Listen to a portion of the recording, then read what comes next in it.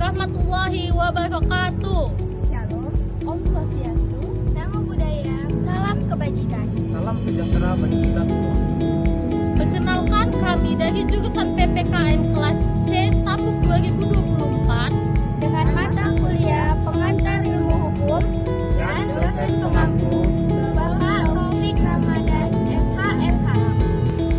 Perkenalkan, nama saya Alia Tulis Diamanik dengan NIM 32411111042. Perkenalkan, saya dari Dini dengan NIM 3241111031. Perkenalkan, nama saya Dini Adini dengan NIM 3243111001. Perkenalkan, nama saya Fauzan Rahman Nasution dengan NIM 32431122. Perkenalkan, saya Nana Miyagi Lumbantuli dengan NIM 32431111032. Perkenalkan, saya Nazli Nadira dengan NIM 32411111032. Jenis-jenis permasalahan yang sering terjadi di lingkungan masyarakat. Yang pertama adalah pencurian. Yang kedua adalah bullying. Yang ketiga adalah pencemaran lingkungan. Dan yang keempat adalah penipuan. Kasus yang kami angkat yaitu penipuan. Penipuan semakin sering terjadi dalam berbagai bentuk, baik secara langsung maupun melalui teknologi digital. Hal ini menimbulkan kerugian besar, baik secara materi maupun psikologis, sehingga menjadi masalah yang relevan untuk diteliti lebih lanjut.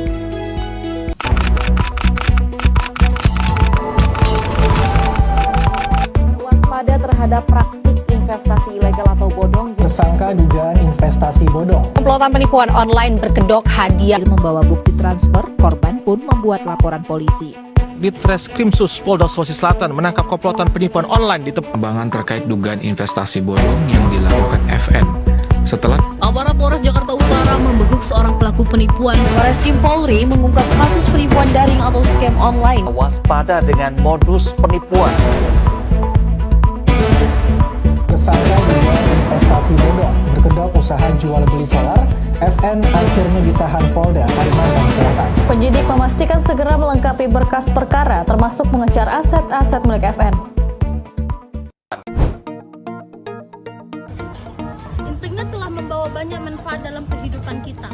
Namun, seiring dengan pertumbuhan teknologi, muncul pula ancaman baru yaitu penipuan online. Penipuan ini tidak hanya merugikan secara finansial, tetapi juga bisa berdampak pada keamanan data pribadi dan bahkan reputasi seseorang. Penipuan online merupakan tindakan kriminal yang dilakukan dengan menggunakan media internet untuk menipu orang lain. Bentuknya beragam, mulai dari phishing atau jebakan email untuk mengarahkan korban mengungkapkan informasi pribadinya, hingga penipuan investasi dan penipuan belanja online. Para pelaku menggunakan berbagai cara untuk mendapatkan kepercayaan dari korban.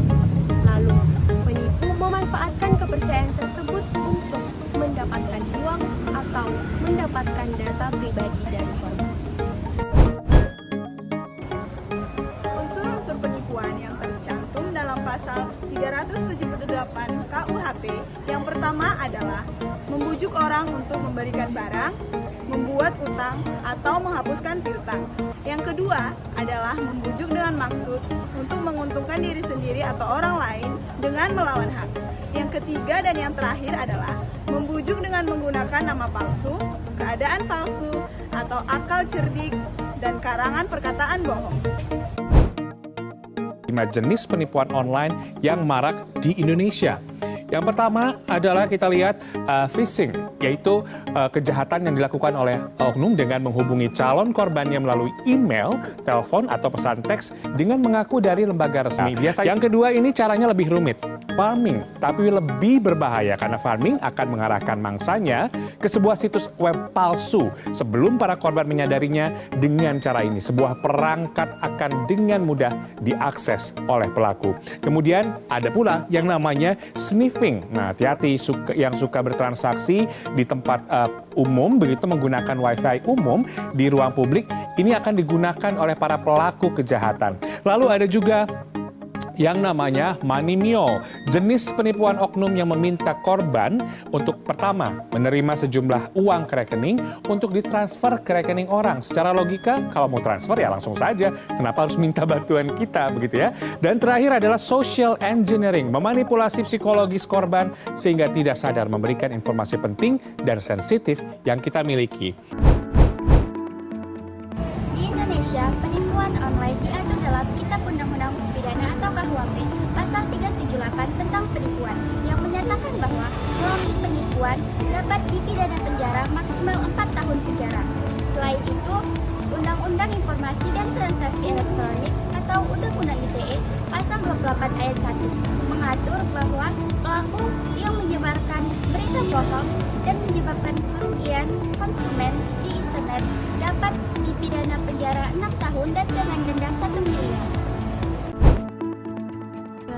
Lalu, bagaimana sih cara kita agar kita tidak menjadi salah satu korban penipuan online? Ada 4 cara. Yang pertama, jangan langsung percaya dengan informasi-informasi yang menarik di media sosial.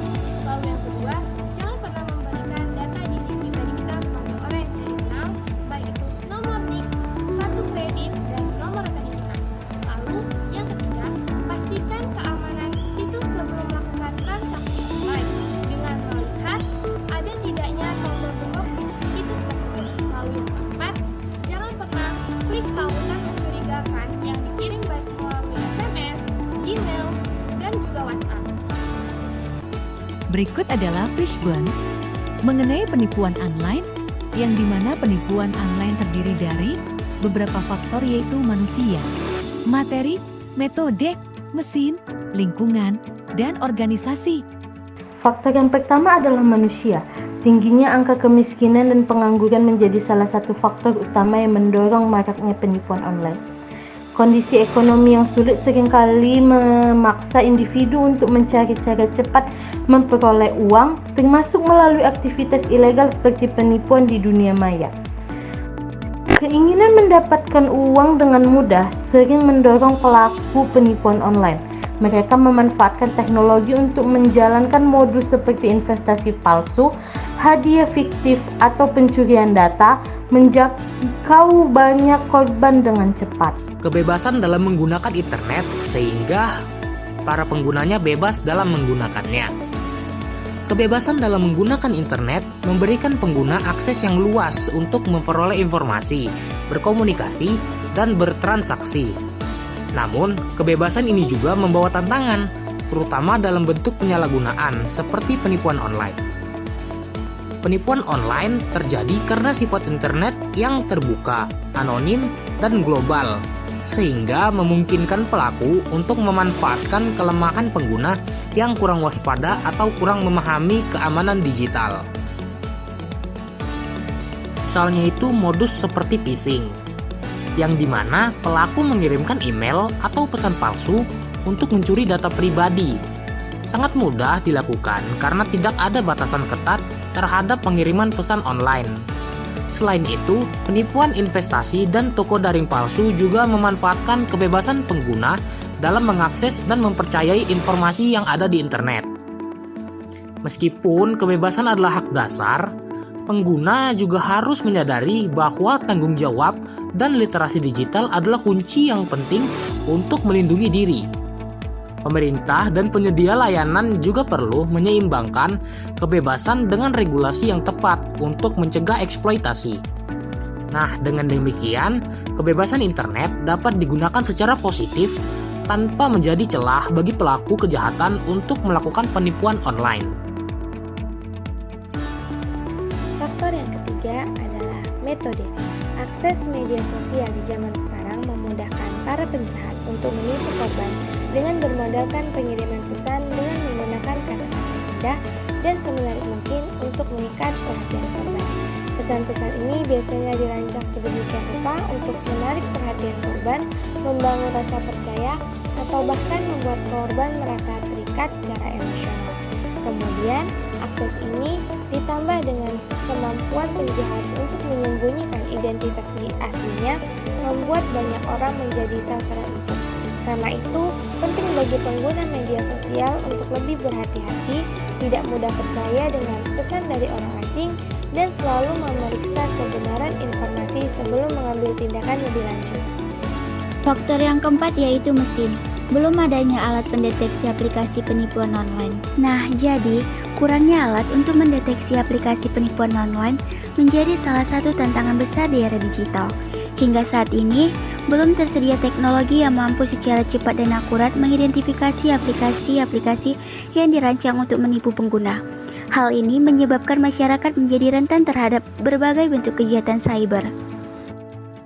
Faktor kelima adalah lingkungan. Sedikitnya lowongan pekerjaan yang ada di lingkungan sekitar, dan tentunya keterbatasan pemahaman penggunaan tentang perkembangan iptek terhadap masyarakat sekarang adalah faktor menjadi penipuan online. Dalam kondisi seperti ini, banyak orang yang merasa terdesak untuk mencari peluang penghasilan lain di tengah sulitnya mencari pekerjaan formal. Namun, karena masih kurangnya pemahaman terhadap penggunaan teknologi digital dan keamanan online, masyarakat seringkali menjadi sasaran bagi oknum yang tidak bertanggung jawab.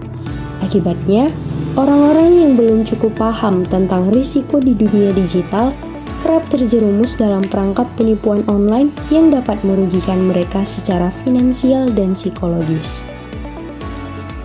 Faktor yang terakhir adalah organisasi, seperti minimnya lapangan kerja, keterbatasan pemahaman tentang teknologi, dan keberadaan komunitas pengembang aplikasi palsu dapat memicu dan mendukung terjadinya penipuan online. Apa yang harus dilakukan jika Anda menjadi korban? Apabila Anda merasa menjadi korban penipuan online, penting untuk segera mengambil langkah-langkah yang tepat untuk melindungi diri dan mencegah kerugian lebih lanjut. Pertama-tama, laporkan kejadian tersebut kepada pihak berwenang, seperti kepolisian, layanan pengaduan konsumen ke Kementerian Kominfo, atau otoritas terkait lainnya.